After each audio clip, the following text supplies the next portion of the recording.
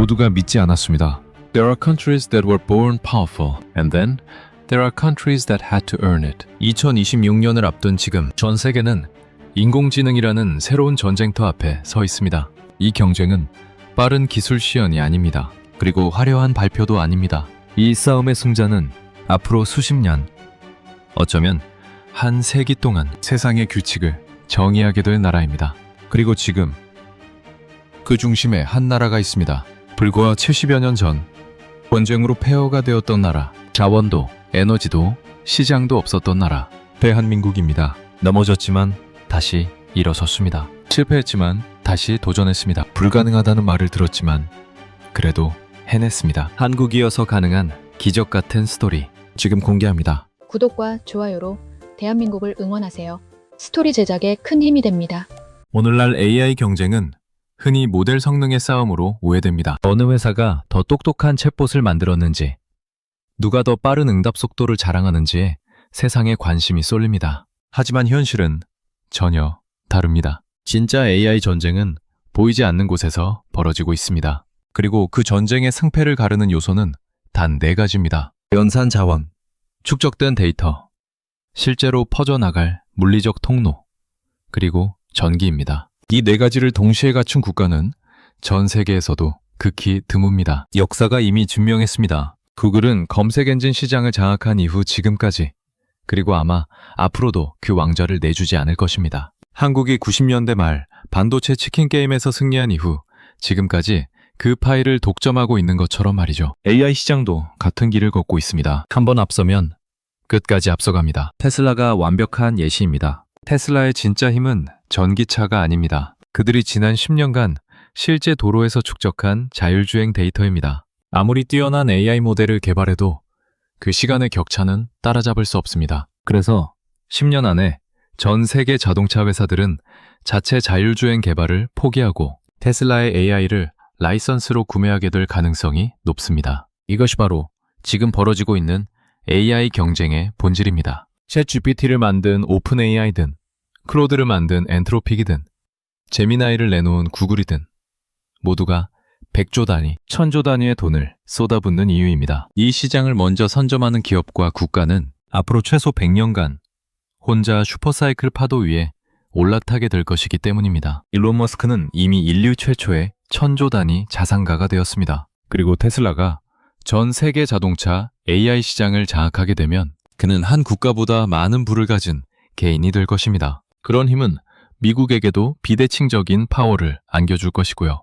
지금 시장에서, 사회 전반에서 곧 벌어질 독점 상황이 바로 이런 모습입니다. 그래서 전 세계 초거대 AI 기업들은 역대급 돈을 쏟는 치킨 게임을 벌이고 있는 것이죠. 하지만 대부분의 국가들은 이 게임의 관중석에 앉아 있을 수밖에 없습니다. 왜냐하면 이 4가지 조건을 동시에 갖추기란 거의 불가능에 가깝기 때문입니다. 그런데 한국은 달랐습니다. 솔직히 말하면 지난 3년간 한국은 불리한 위치에 있었습니다. 2022년 11월 챗 GPT가 세상에 등장한 이후 온 세상이 AI 이야기뿐이었지만 한국은 그저 지켜볼 수밖에 없었습니다. 해외 개최강 디지털 강국이고 전 세계 반도체 시장을 장악한 나라임에도 불구하고 말이죠. 가장 큰 문제는 GPU였습니다. AI를 학습시키고 구동하는 데 필수적인 이 연산 장비 없이는 아무것도 할 수 없었습니다. 미국과 중국은 이미 수십만 장의 GPU를 확보하며 앞서 나가고 있었습니다.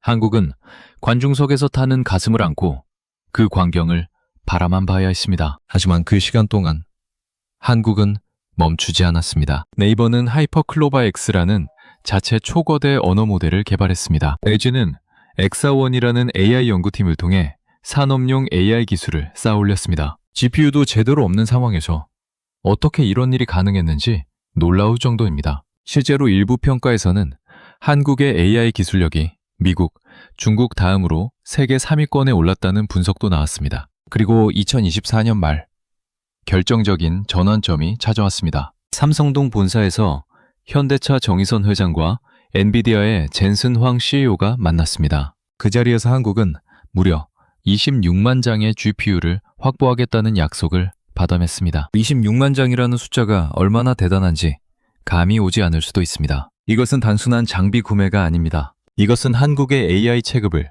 단숨에 세계 3위권으로 끌어올릴 수 있는 규모입니다. 과거 한국이 전 세계에 포탄을 공급하며 방산 시장에서 입지를 다진 것처럼 이 GPU들은 미래 AI 개발 전쟁에서 한국이 쏠 수 있는 총알이 될 것입니다. GPU만 확보한 것이 아닙니다. 한국은 이미 전략적 포지셔닝도 끝냈습니다. 네이버는 똑똑한 선택을 했습니다. 미국과 중국의 거대 기업들과 정면으로 맞붙는 대신 틈새 시장을 공략하기로 한 것입니다. 전 세계 대부분의 국가들은 자체 AI 플랫폼을 만들 능력이 없습니다. 결국 미국의 챗 GPT나 제미나이 또는 중국의 AI 중 하나를 선택해야 하는 상황이죠. 하지만 많은 나라들은 이 선택을 두려워합니다. 미국 AI에 의존하는 것도 중국 AI를 받아들이는 것도 모두 리스크가 있습니다. 그래서 생긴 틈새가 있습니다. 바로 비동맹 AI 시장입니다. 네이버는 이 시장을 정확히 겨냥했습니다. 그리고 네이버에게는 다른 기업들이 갖지 못한 무기가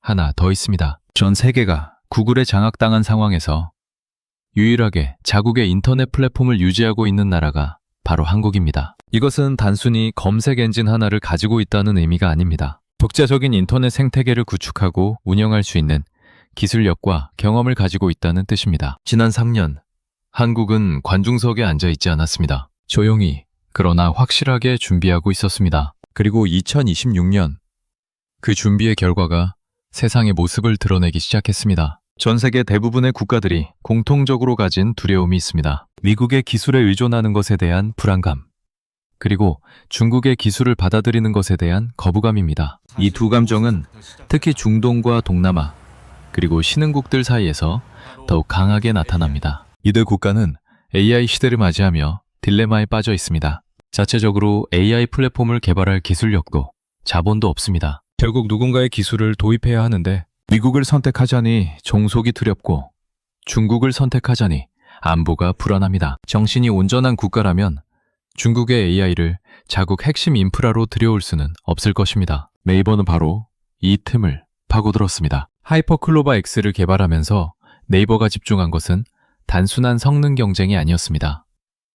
대신 특정 지역, 특정 언어, 특정 문화에 최적화된 AI를 만드는 것에 집중했습니다. 예를 들어 중동 시장을 보겠습니다. 네이버는 하이퍼클로바 X에 아랍어 특화 학습을 진행했습니다. 단순히 아랍어를 번역하는 수준이 아닙니다. 아랍 문화권의 표현 방식, 종교적 맥락, 지역별 방언까지 이해할 수 있도록 학습시켰습니다. 동남아 시장도 마찬가지입니다. 태국어, 베트남어, 인도네시아어 등 각 언어의 특성을 깊이 있게 학습시켰죠. 이런 전략의 핵심은 무엇일까요? 바로 신뢰와 편안함입니다. 미국의 챗 GPT나 구글의 제미나이도 물론 뛰어난 AI입니다. 하지만 이들은 기본적으로 영어 중심으로 설계되었고 서구 문화권의 맥락을 기반으로 합니다. 아랍어나 동남아 언어로 질문하면 번역된 답변을 받을 수는 있지만 그 언어를 모국어처럼 자연스럽게 구사하고 문화적 맥락을 완벽히 이해하는 것과는 차원이 다릅니다. 네이버는 여기에 또 하나의 강력한 무기를 더합니다. 바로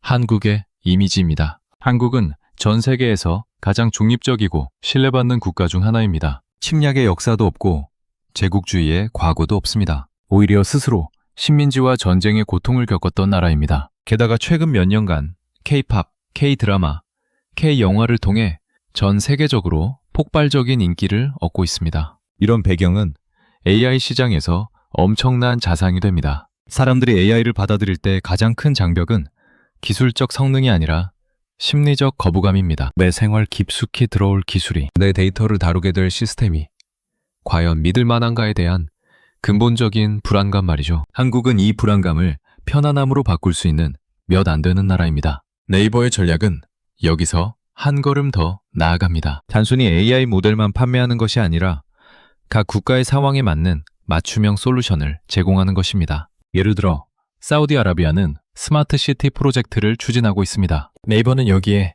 아랍어로 소통하고 중동 문화를 이해하며 동시에 도시 인프라를 효율적으로 관리할 수 있는 통합 AI 솔루션을 제안할 수 있습니다. 동남아의 경우는 어떨까요? 베트남, 태국, 인도네시아 같은 국가들은 빠르게 성장하고 있지만 아직 AI 인프라가 부족합니다. 이들에게 필요한 것은 최첨단 기술이 아니라 자국 언어로 작동하고 자국 상황에 맞게 설계된 실용적인 AI입니다. 네이버는 바로 이것을 제공할 수 있습니다. 이런 전략이 통하는 이유는 명확합니다. AI 시장의 최종 승자는 가장 뛰어난 모델을 만드는 기업이 아니라 가장 많은 사용자를 확보하는 기업이 될 것이기 때문입니다. 그리고 사용자를 확보하는 가장 확실한 방법은 그들이 편안함을 느끼도록 만드는 것입니다. 네이버는 지금 바로 그 길을 걷고 있습니다. 사람들은 로봇이라는 단어를 들으면 특정한 이미지를 떠올립니다. 두 다리로 걷고 두 팔로 물건을 들고 사람처럼 생긴 휴머노이드 로봇 말이죠.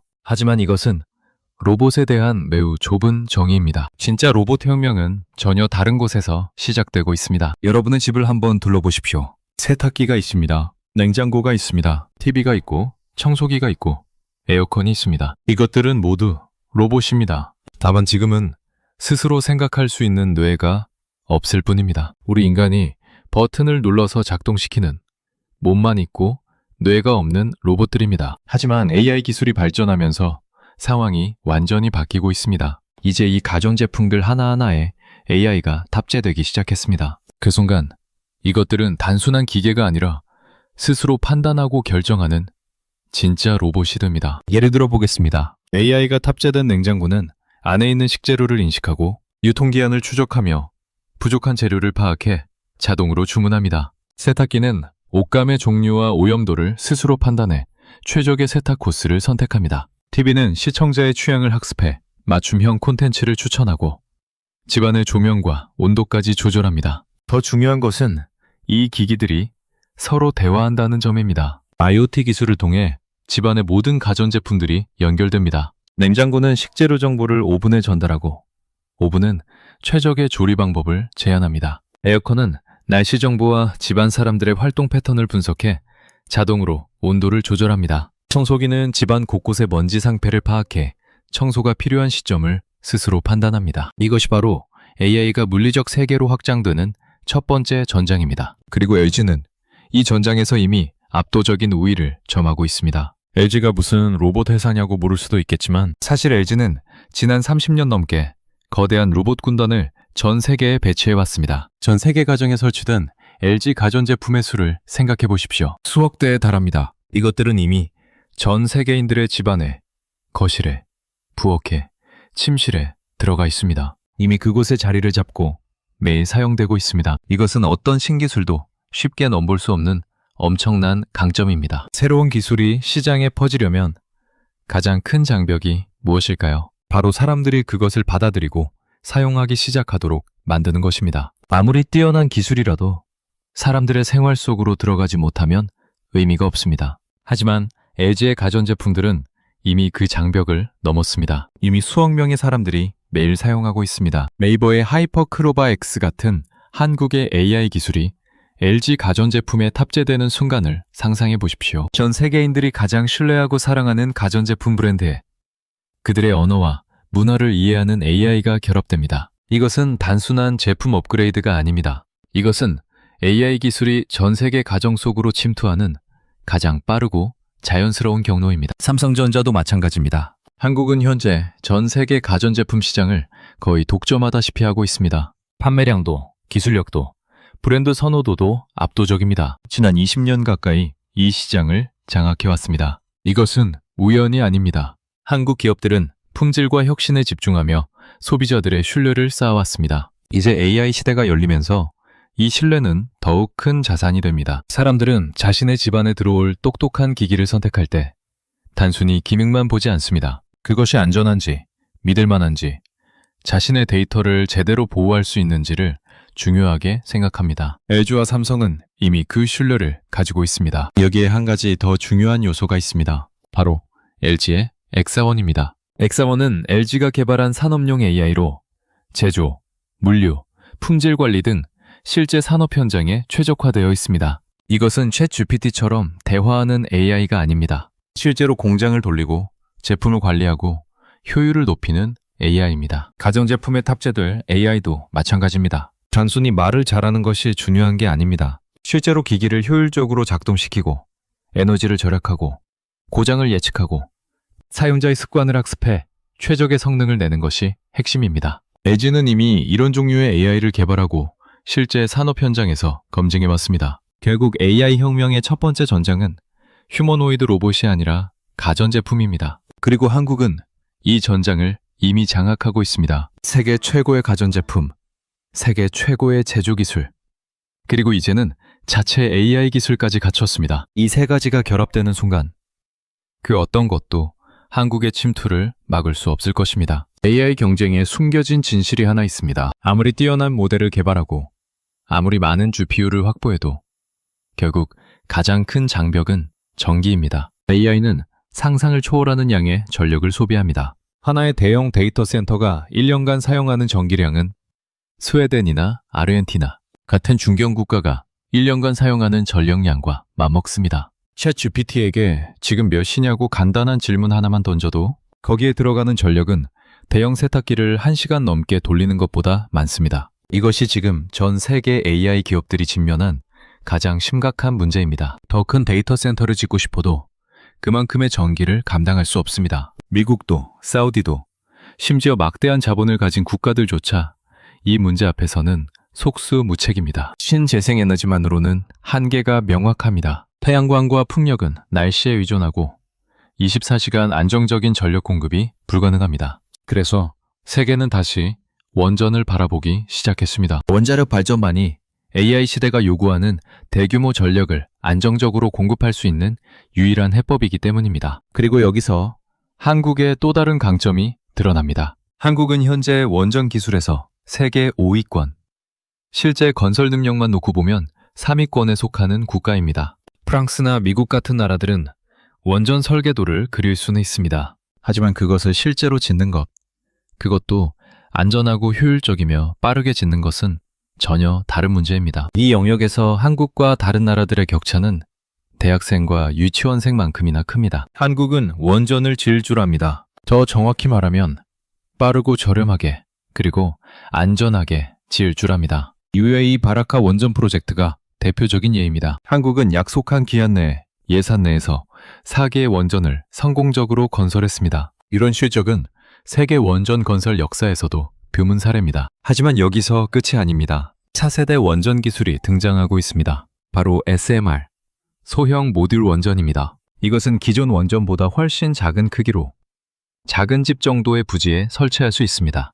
하지만 그 작은 크기에서 나오는 에너지는 중소도시 전체를 돌릴 수 있을 만큼 강력합니다. 여러 개를 조합하면 대도시도 충분히 감당할 수 있죠. SMR은 AI 데이터 센터의 완벽한 솔루션입니다. 데이터 센터 바로 옆에 설치해서 독립적으로 전력을 공급할 수 있기 때문입니다. 송전 손실도 없고 기존 전력망에 부담도 주지 않습니다. 그래서 지금 전 세계 AI 기업들과 국가들이 SMR에 주목하고 있습니다. 문제는 SMR을 실제로 만들 수 있는 나라가 거의 없다는 점입니다. 미국에는 뛰어난 SMR 설계 회사들이 있습니다. 뉴스케일 파워, 엑스에너지 같은 기업들입니다. 이들은 차세대 SMR의 설계도를 완성했습니다. 하지만 그것을 현실로 만들어낼 제조 능력이 없습니다. SMR은 정밀도가 생명입니다. 오차 범위가 밀리미터 단위로 관리되어야 하고 특수합금을 극도로 정교하게 가공해야 합니다. 이런 수준의 제조 기술을 가진 나라는 전 세계에서 손에 꼽힙니다. 그리고 한국이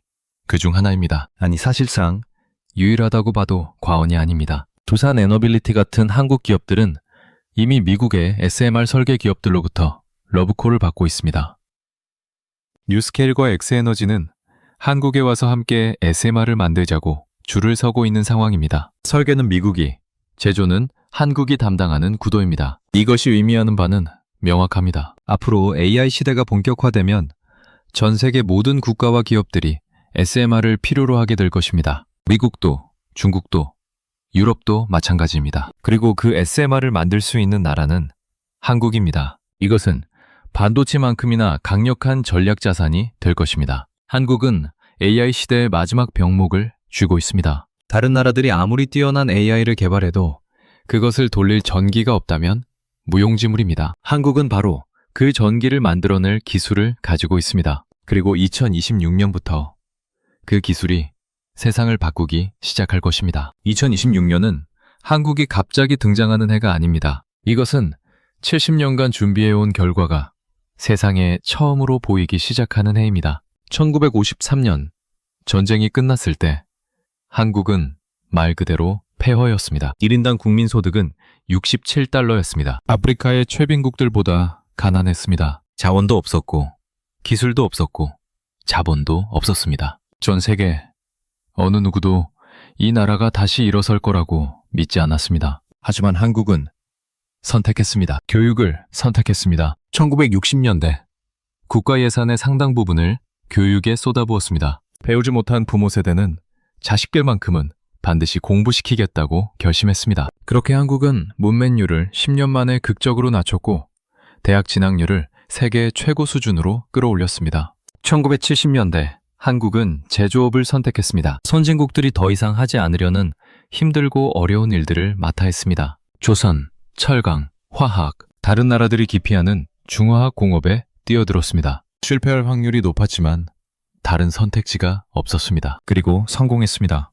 1980년대 한국은 기술을 선택했습니다. 반도체라는 미지의 영역에 도전했습니다. 일본이 장악하고 있던 시장에 뛰어들어 수없이 실패하고 수없이 다시 일어섰습니다. 그리고 마침내 1990년대 말 메모리 반도체 시장에 정상에 올랐습니다. 그리고 지금까지 그 자리를 지키고 있습니다. 2000년대 한국은 디지털을 선택했습니다. 전 국토에 초고속 인터넷망을 깔았습니다. 세계에서 가장 빠른 인터넷, 가장 높은 보급률을 달성했습니다. 그 덕분에 한국은 전 세계에서 유일하게 구글이 아닌 자국 검색 엔진을 사용하는 나라가 되었습니다. 네이버와 카카오가 살아남을 수 있었던 이유입니다. 2010년대 한국은 문어를 선택했습니다. 정확히 말하면 한국 문화가 세상에 선택받기 시작했습니다. K-팝, K-드라마, K-영화가 전 세계를 사로잡았습니다. 단순한 유행이 아니었습니다. 한국 문화가 가진 독특한 감성과 스토리텔링,